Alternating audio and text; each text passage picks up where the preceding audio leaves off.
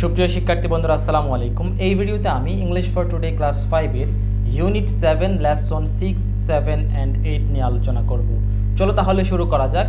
Unit 7 lesson 6 যেখানে language focus নিয়ে আলোচনা করা হয়েছে, অর্থাৎ আমরা এখন ল্যাঙ্গুয়েজ ফোকাস অর্থাৎ ভাষা আলোকপাত নিয়ে জানব।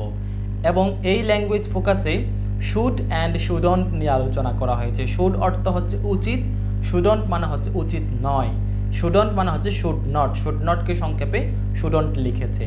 প্রথমেই বলা হচ্ছে, দেখো, we use should and shouldn't to give advice. Advice মানে হচ্ছে উপদেশ, অর্থাৎ আমরা উপদেশ দেওয়ার জন্য শুড এবং শুডন্ট ব্যবহার করি। শুড অর্থ হচ্ছে উচিত, শুড নট মানে হচ্ছে উচিত নয়, অর্থাৎ এটা করা উচিত, এটা করা উচিত নয়, এই যে এরকম উপদেশ দেওয়ার জন্য শুড ব্যবহার করা হয়। যেমন এখানে এক্সাম্পল দিয়েছে, দেখো এক্সাম্পল বলা হচ্ছে you shouldn't eat a lot of sweets. তোমার প্রচুর পরিমাণে বা বেশি পরিমাণে মিষ্টি খাওয়া উচিত নয়। হ্যাঁ, অ্যা লট অফ মানে হচ্ছে প্রচুর পরিমাণে, সুইটস মানে হচ্ছে মিষ্টি, অর্থাৎ তোমার বেশি বা প্রচুর পরিমাণে মিষ্টি খাওয়া উচিত নয়। তারপরে দেখো ইউ শুডন্ট ইট, তোমার খাওয়া উচিত নয় দ্যাম রেগুলারলি। দ্যাম বলতে এখানে মিষ্টির কথা বলা হয়েছে। হ্যাঁ, তাহলে আমরা মিষ্টি নিয়ে কি জানলাম? মিষ্টি আমাদের বেশি খাওয়া উচিত নয় এবং আমাদের রেগুলারলি খাওয়া উচিত নয়। হ্যাঁ, মিষ্টি আমরা কম কম খাবো, গ্যাপ দিয়ে দিয়ে খাবো, অর্থাৎ রেগুলারলি খাবো না। তারপরে দেখো আরেকটা এক্সাম্পল দিয়েছে, you should eat a lot of fruits and vegetables. তাহলে কি খাওয়া উচিত আমাদের বেশি বেশি? এখানে বলা হচ্ছে ইউ শুড ইট, তোমার খাওয়া উচিত, অ্যা লট অফ ফ্রুটস, প্রচুর পরিমাণে, ফ্রুটস মানে ফল, অ্যান্ড ভেজিটেবলস, ভেজিটেবলস মানে শাকসবজি।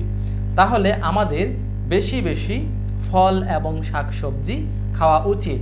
You should eat a lot of fruits and vegetables, তোমার বেশি বেশি বা প্রচুর পরিমাণে ফল এবং শাকসবজি খাওয়া উচিত। তারপরে দেখো you should eat them regularly, এবং এগুলো আমাদের নিয়মিত মানে প্রতিদিন খাওয়া উচিত।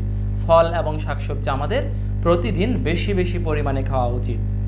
এবার আই নাম্বারে দেখো, আই নাম্বারে বলা হচ্ছে মেক সেন্টেন্সেস, বাক্য তৈরি করো।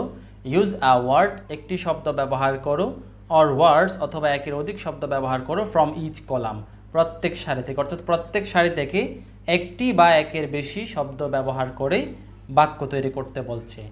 একটা আমাদের জন্য করে দেওয়া আছে যে you should answer your teacher politely, তোমার শিক্ষককে নম্রভাবে বা ভদ্রভাবে উত্তর দেওয়া উচিত। তাহলে এবার আমরা এই প্রত্যেক শব্দ নিয়ে একটা একটা আমরা সেন্টেন্স মেক করব। দেখো ইউ শুড ইট, তাহলে খাবারের কথা যেহেতু আসলো, খাওয়ার কথা, তাহলে আমরা এই যে ভেজিটেবলস বলবো। You should eat vegetables regularly. তারপরে দেখো you should cross the road, হ্যাঁ, ক্রস বলতে যে রাস্তা পারাপার বোঝাচ্ছে। You should cross the road carefully, carefully অর্থাৎ তোমার সতর্কভাবে রাস্তা পার হওয়া উচিত, রাস্তা পার হওয়া উচিত বা রাস্তা পারাপার করা উচিত। অথবা আমরা চাইলে এটা এই যে কেয়ারলেসলি দিয়ে বলতে পারি। এখন কেয়ারলেসলি বললে কিন্তু ইউ শুডন্ট হবে, কোন রকম? You shouldn't cross the road carelessly, carelessly মানে হচ্ছে অসতর্কভাবে। হ্যাঁ, তখন অর্থ কি দাঁড়াবে এই সেন্টেন্সটার? হবে যে তোমার অসতর্কভাবে রাস্তা পার হওয়া উচিত নয়। তারপর দেখো ইউ শুড আনসার, আনসার এটা তো বলে দেওয়া আছে যে আনসার ইউর টিচার পোলাইটলি। তারপর দেখো ইউ শুড টক, হ্যাঁ, টক তাহলে কি হবে? Talk in class, you should talk in class loudly. তাহলে আমরা এটা এই লাউডলি যেহেতু এটা আমরা এটা শুডন্ট দিয়ে বলবো। You shouldn't talk in class loudly, অর্থাৎ শ্রেণীকক্ষে আমরা উচ্চ স্বরে কথা বলবো না। হ্যাঁ, এতে করে ডিস্টার্ব হবে, পড়ালেখার ব্যাঘাত ঘটবে। আমরা কি বলবো? You shouldn't talk in class loudly. তারপরে দেখো ডু আছে, তাহলে ডু এর সাথে আমরা কি বলতে পারি? হোমওয়ার্ক, এই যে হোমওয়ার্ক, তাহলে আমরা কি বলবো? You should do your homework regularly, আবার আমরা রেগুলারলি বলতে পারি। হ্যাঁ, রেগুলারলি। তাহলে আমরা এখানে কখন শুড ব্যবহার করব, কখন শুডন্ট ব্যবহার করব, এটা আমরা কিভাবে বুঝবো? যেই কাজটা করা উচিত ওইটার ক্ষেত্রে আমরা শুড ব্যবহার করব, যেটা করা উচিত নয় সেটার ক্ষেত্রে আমরা শুডন্ট ব্যবহার করব। আশা করি তোমরা বিষয়টা বুঝতে পেরেছো।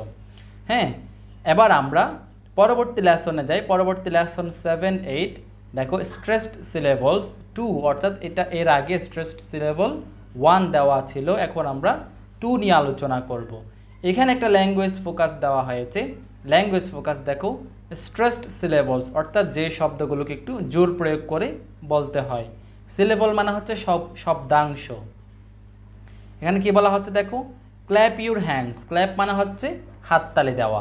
Clap your hands when you say the stressed syllables.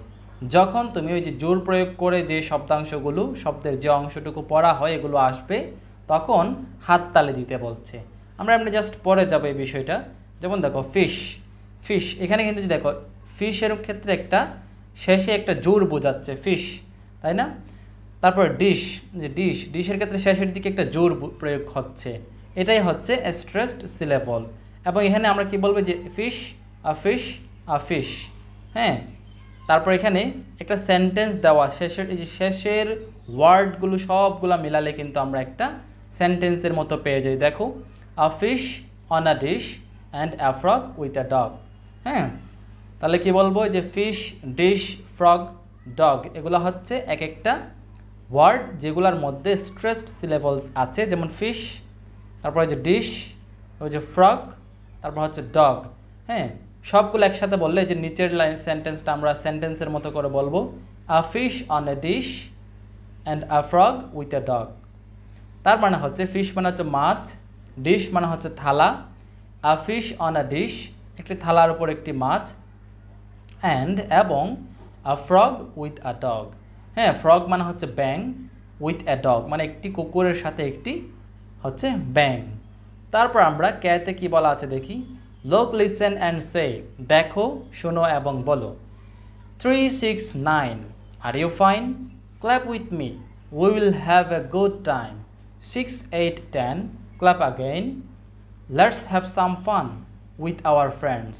তার মানে এখানে একটা রাইমের মতো, অর্থাৎ ছড়ার মতো করে কিছু বিষয় আমাদেরকে বলা হয়েছে। যেমন দেখো আমি আরেকবার বলছি, 3, 6, 9 3, 6, 9 এটা আমরা অর্থ যদি মেন করি এটা তো আমরা জানি 3, 6, 9। আর ইউ ফাইন তুমি কি ভালো, অর্থাৎ তুমি কি ভালো আছো। ক্ল্যাপ উইথ মি আমার সাথে হাততালি দাও। We will have a good time, এটা হচ্ছে উইল, উইল এটাকে সংক্ষেপে এইভাবে লেখা হয়, we will have a good time. হ্যাঁ, আমরা একসাথে খুব সুন্দর একটা সময় অতিবাহিত করব বা কাটাবো, সময় কাটাবো। 6, 8, 10 ক্ল্যাপ অ্যাগেইন, অর্থাৎ আবার হাততালি দাও। লেটস হ্যাভ সাম ফান, চলো আনন্দ করি। লেটস মানে হচ্ছে চলো। উইথ আওয়ার ফ্রেন্ডস, আমাদের বন্ধুদের সাথে একসাথে আনন্দ করার কথা বলা হচ্ছে। এখানে মূলত যে বিষয়টা বোঝানো হচ্ছে সেটা হচ্ছে স্ট্রেসড সিলেবলস, অর্থাৎ শব্দ, ইংলিশ ওয়ার্ড যখন আমরা উচ্চারণ করব তখন কিছু কিছু অংশ কিন্তু একটু জোর প্রয়োগ করে উচ্চারণ করতে হয়, এই বিষয়টা আমাদেরকে এখানে বোঝাচ্ছে। তারপরে দেখো এলে বলা হচ্ছে say the rhyme in activity কে again, clap when you say the stressed syllables. হ্যাঁ, তাহলে অ্যাক্টিভিটি ক্যাতে এই যে এখানে যে রাইমটা আছে এটা আবার পড়তে বলছে, এবং এখানে যে স্ট্রেসড সিলেবলস আছে এগুলো যখন আসবে তখন আমাদেরকে কি করতে বলেছে, ক্ল্যাপ মানে হাততালি দিতে বলছে। এই হলো ইউনিট 7 লেসন 6, 7 এবং 8 নিয়ে আলোচনা। ভালো থেকো, সুস্থ থেকো, দেখা হবে পরবর্তী ভিডিওতে। আল্লাহ হাফেজ।